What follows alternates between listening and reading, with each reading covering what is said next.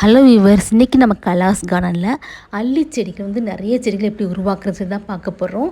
இந்த மாதிரி நம்ம தண்ணியில் வச்சுருக்க அல்லி செடியை பார்த்திங்கன்னா அந்த மாதிரி நம்ம வெளியே எடுத்து வச்சிடணும். வெளியே எடுத்து வச்சுட்டு நம்ம அதில் இருக்க கிழங்கு தனியாக பிரிக்கணும். எங்கள் ஃப்ரெண்ட்ஸ் எல்லாம் சேர்ந்து இந்த மாதிரி பண்ண ஆரம்பிச்சிட்டாங்க பாருங்கள். நான் என்கிட்ட இருக்க அல்லி செடியை வெளியே எடுத்து அதிலேருந்து நம்ம ஒவ்வொரு கிழங்காக எப்படி எடுக்கிறாங்க பாருங்கள். இந்த மெத்தடில் தான் நம்ம எடுக்கணும். இதை நம்ம இந்த மாதிரி எடுத்த வச்சு தனியாக வந்துடும் பாருங்கள். இந்த மாதிரி வந்துடும்.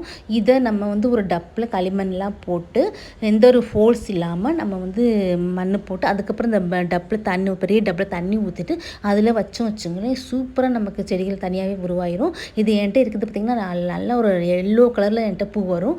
அந்த கலர் இது அவ்வளோ அழகாக அவங்க கிழங்கு எடுக்கிறாங்க பாருங்களேன். இதுலேருந்து நிறைய செடிகளை நம்ம உருவாக்கலாம் பாருங்கள். எவ்வளோ கிழங்கு உள்ளேருந்து வருது பாருங்கள். இதுதான் நமக்கு இந்த மெத்தட் தான் பண்ணணும்.